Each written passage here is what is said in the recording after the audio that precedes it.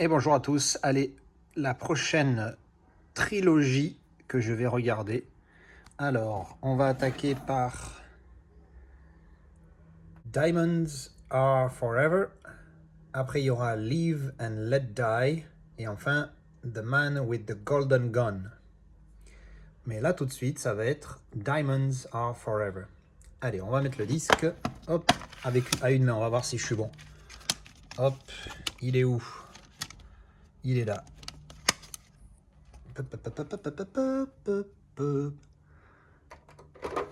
Petit lecteur à tiroir, j'adore les tiroirs.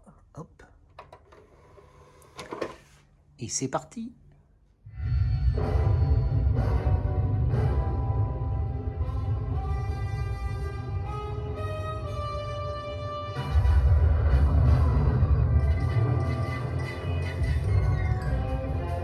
My name is Bond. James Bond. Ah ben, première surprise, le retour de Sean Connery. Donc en fait, il en aura fait 6, parce que je crois qu'après, c'est plus lui.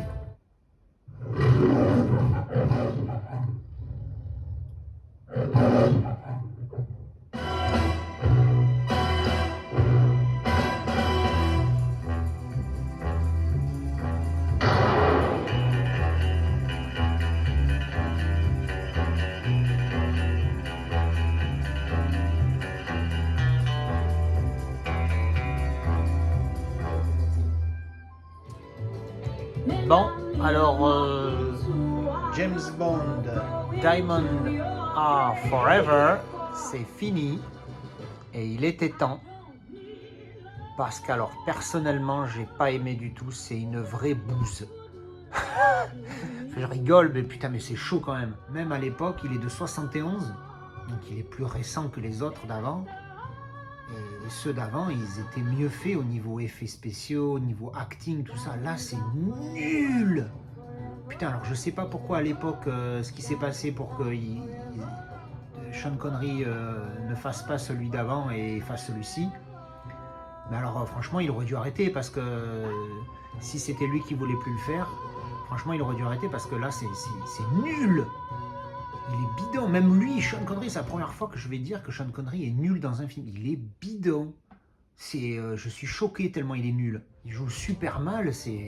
Ouais, celui-là, ça a été une souffrance. Je vais mettre 2 parce qu'il était vraiment. Enfin, l'histoire, voilà, encore une fois, l'histoire elle est comme d'habitude. Donc voilà, il faut sauver le monde et tout. Alors c'est vrai qu'il y a ce personnage récurrent de Blofeld qui revient en permanence.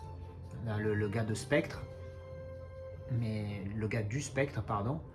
Mais sinon, au niveau effets spéciaux, acting, oh là là, putain, mais une vraie souffrance. Une vraie souffrance. Il y a 2 guignols aussi qui sont là du début à la fin. Ils sont nuls. Oh là là. Bon, celui-là, il faut l'éviter. Hein. Diamonds Are Forever, il faut éviter absolument parce que c'est une bousasse. Allez, bon, on va enchaîner avec le suivant. On va bien voir ce que ça donne. Le suivant qui est Live and Let Die. Espérons que ça soit meilleur. En même temps, ça va pas être compliqué. Alors le premier avec Roger Moore, en même temps le dernier avec Sean Connery, encore une fois, putain quelle déception. Allez, on va voir ce que ça donne, c'est parti.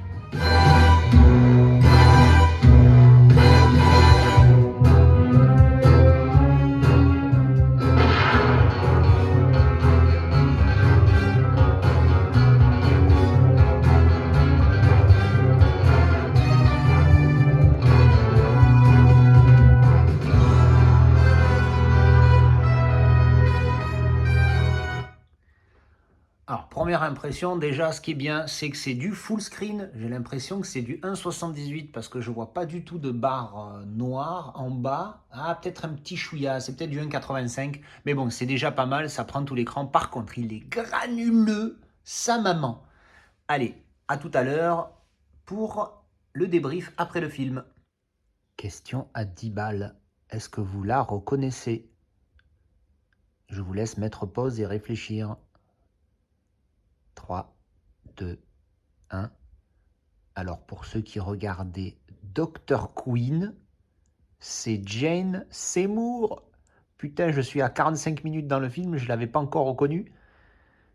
Et quand j'ai regardé sur IMDb, j'ai vu Jane Seymour, elle avait 22 ans. Waouh, ça fait drôle. Alors, Live and Let Die, c'est fini. Mieux que le dernier avec Sean Connery, mais pas top non plus. Hein. Franchement, ça va être un petit 5. Voilà, c'est vraiment pas génial. C'est bon. Encore une déception au niveau James Bond. Quel dommage. Beaucoup de clichés, beaucoup.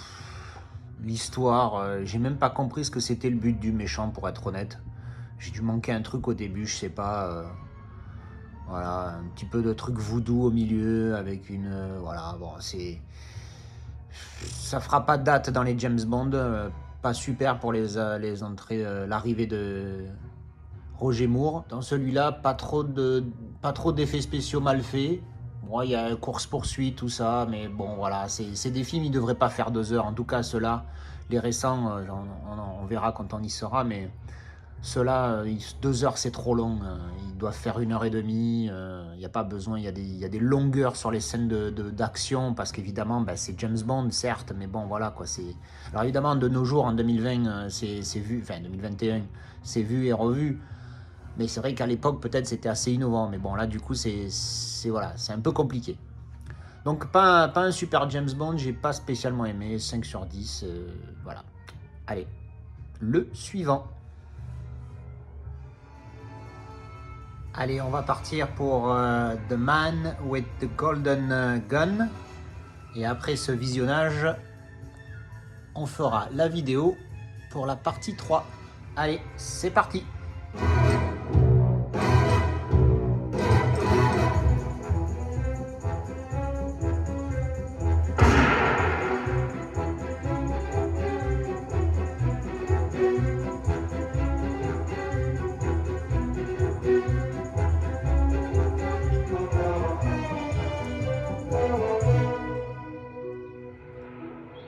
Full screen. Ah, ça c'est bien ça. Allez, à tout à l'heure. Et bien voilà, The Man with the Golden Gun, c'est fini. Ouais, c'est comme d'hab, j'ai envie de dire. C'est sympa, c'est pas... Voilà, ça fait un bon petit film, un soir de semaine, comme ça, mais c'est pas la folie, quoi. C'est pas la folie. Il y avait un acteur français, hein, un des rôles principaux, Hervé Vilches, qui avait un des rôles principaux donc, dans ce film-là, qui s'est suicidé à 50 ans, le pauvre, en 93. Bref. Donc voilà, ben, c'est la fin de ce film. Voilà, donc moyen, je pense que je vais mettre 5. Il n'était pas nul, voilà, il était sympathique comparé aux autres qui étaient franchement moins bien. Allez, on passe à la conclusion de la vidéo. Et voilà, alors on est parti pour le débrief des 3 derniers James Bond. Donc on a vu Diamonds Are Forever, Live and Let Die et The Man with the Golden Gun. Ok, alors on va commencer, comme vous avez pu le voir dans mes petits commentaires post et pré-film, alors surtout post hein, pour le coup, Diamonds Are Forever, c'est une bouse. Je m'en rappelle à peine. En général, ça m'arrive tout le temps, ça. Quand je regarde un film pourri, je mets la note, je m'en rappelle dans l'heure qui suit, puis après, la seule chose dont je me rappelle, c'est que c'était de la merde. Donc, dans celui-là, catastrophique. Hein. Pour le coup, le retour de Sean Connery, c'est pas top, c'est pas top. Ensuite, on a eu l'introduction à Live and Let Die avec Roger Moore. Donc le premier de Roger Moore, si je ne m'abuse. Et puis bon, alors Roger Moore, ça va. Je le trouve qu'il interprète bien, mieux que Sean Connery. En fait, Sean Connery, si tu veux... Oui, parce que je te tutoie, c'est comme ça. Sean Connery, si tu veux... en fait, non, il est pas assez classe. Il a un côté super macho. Ce qui est bon, c'est le rôle de James Bond, mais lui, il a un cran au-dessus. Et alors, je sais plus où c'est que j'avais entendu ça, mais il paraît que Sean Connery, l'acteur, hein, l'homme, était apparemment assez macho lui-même. Donc bon, ça a peut-être transpiré dans ses films. Et en tout cas, à l'époque, non, il ressort pas bien. Et pour le coup, j'ai bien aimé, je sais plus comment il s'appelle, celui qui en a fait qu'un, là. C'était, je crois, en Her Majesty's Secret Service. Il était pas mal. Lasgado, enfin bref, je me rappelle plus, on s'en fout. Donc lui, il était pas trop mal. Mais le projet Moore, j'aime bien. Je trouve qu'il joue pas trop mal. Donc, bon, alors on a dit Diamonds Are Forever, on oublie. Dernier Sean Connery, poubelle. Live and Let Die, j'ai mis, voilà, bon, c'est moyen, c'est pas la grande folie le film non plus, donc j'ai mis que 5. Et alors, par contre, The Man with the Golden Gun, alors c'est rigolo parce que j'ai mis la même note, j'ai mis 5. Mais Live and Let Die, c'est un petit 5. Non, c'est pas un 4, c'est un petit 5. Et The Man with the Golden Gun, c'est un bon 5. C'est pas un 6, mais c'est un bon 5. Donc c'est sympa, voilà, bon, ça reste, hein, voilà, comme je le disais dans la conclusion du film, bon, ça reste du James Bond, rien d'exceptionnel, du James Bond de l'époque, c'est pas des grands films, mais bon, voilà, histoire de se faire un petit film d'action à l'ancienne, why not, quoi, c'est sympa. Alors, qu'est-ce que j'ai pris? J'ai pris des petites notes, je prends des petites notes sur mon iPad pendant que je regarde les films. Des fois, parce que des fois j'oublie. Live and Let Die, j'ai juste noté que c'était full screen, comme The Man with Golden Gun, les deux sont full screen en 1.66.1. J'ai checké 1.66.1, c'est pas mon œil qui le calque, hein, c'est sur IMDb. Mais c'est vrai qu'il y a des micro-barres en haut et en bas, mais elles sont vraiment, vraiment légères. Mais c'est tellement appréciable. Moi j'ai une 55 pouces, donc ça fait 140 cm. Franchement, quand il n'y a pas les barres noires, vraiment, tu as un bel écran, une belle taille, c'est top, quoi. Mais bon, voilà, on peut refaire le débat de la qualité de la taille des images. Enfin bref. Alors un truc que j'avais noté sur Live and Let Die, c'était, je crois, on est une musique du chanteur des Beatles. C'est pas du tout mon genre musical, donc je sais plus comment il s'appelle. Lennon, je crois. Voilà, Lennon. Et alors la musique dans le générique, elle est bien. Au début du film, c'est cool. Mais par contre, dans le film, la musique, comment elle est jouée sur les scènes d'action, les scènes de... c'est nul. Mais j'ai super mal adapté à l'action. J'ai trouvé ça bidon, quoi. Ce qui a participé au fait que je ne l'ai pas trop apprécié, celui-là. Et puis bon, j'ai pas trop noté grand-chose sur celui-ci. Ensuite, pour Golden Gun, qu'est-ce que j'ai noté? Des petits trucs comme ça, à l'arrache. Je me répète, mais c'est à chaque fois, dans tous les James Bond, c'est pareil, en tout cas. Là, on est en 74 pour le dernier Golden Gun. Petit clin d'œil à la France. Il y a l'acteur français, là, donc je disais, qui joue le midget, là, le nain.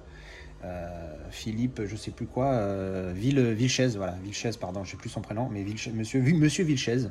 Donc voilà, acteur français. Alors au début du film, il se retrouve à Hong Kong et le nom du casino, c'est Casino de Hong Kong. Donc encore une fois, putain, qu'est-ce qu'on resplendissait à l'époque, c'est énorme.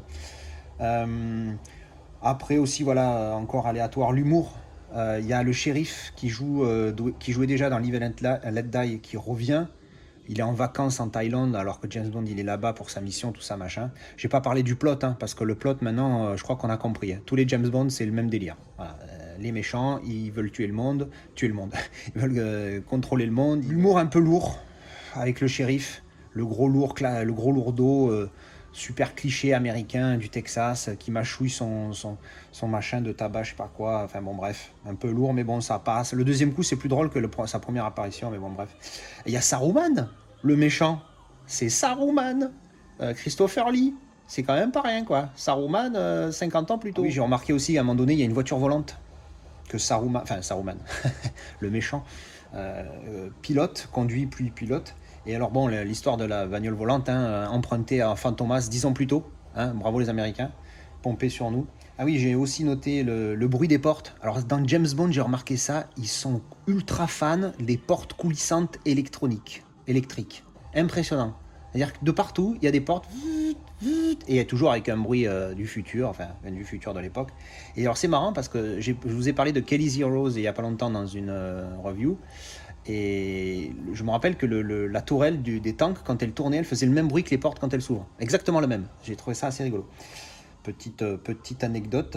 Alors le mixage du son était meilleur dans le dernier. Je crois que je vous avais dit, je sais plus dans lequel, où j'étais obligé de mettre les sous-titres parce que je comprenais rien. Parce que le mixage des voix était vraiment trop bas, surtout en anglais où on comprend rien, les mecs qui marmonnent. Donc j'étais obligé de mettre les sous-titres. Alors celui-là, ça va, je me suis démerdé sans sous-titres. À part une fois ou deux, il y a un mot, je n'ai pas compris, je suis revenu, j'ai mis les sous-titres. Après, je les ai enlevés parce que c'est chiant d'avoir les sous-titres. Si on peut les enlever, c'est mieux. Mais sinon, le mixage du son des voix était beaucoup mieux dans celui-ci. On relèvera que, comme d'habitude, il y a des nanas en bikini du début à la fin. James Bond, il se tape tout le monde. C'est le principe. Le truc, c'est que ça fait 2 films d'affilée où la nana en bikini, la James Bond girl, que ce soit la gentille ou la méchante, eh ben, déjà, il la nique. Hein, pardon, faut pas dire ça. coupe, recommence. Déjà, il a bip. Et en plus, même quand il y a de l'action et que ça tire dans tous les sens, il faut toujours qu'elle soit en bikini.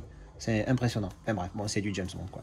Donc voilà, on a fini cette troisième, partie 3, trilogie. Hein, j'appelle ça une trilogie parce que je l'ai fait par 3 hein, vidéo. C'est pas une trilogie, James Bond, vous avez compris. Donc voilà, ensuite, les prochains, donc, ce sera The Spy Who Loved Me, qui est pardon, le dernier de ce coffret, donc jusqu'en 77. Donc ça sera le dernier voilà, de cette boîte-là, et après on passera à la suivante. Et je suis impatient de voir la suivante parce qu'il va y avoir les Pierce Brosnan, et puis c'est surtout ceux avant de Pierce Brosnan et après Roger Moore que je suis curieux de voir, vraiment.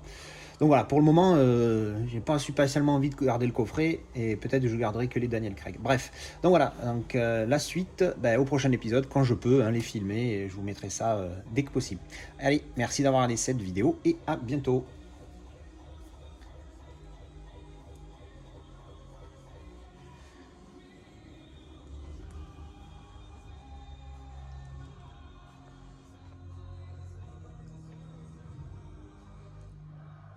Et oui, elle est là à la fenêtre, en train de regarder ce qui se passe dehors. C'est curieux un chat.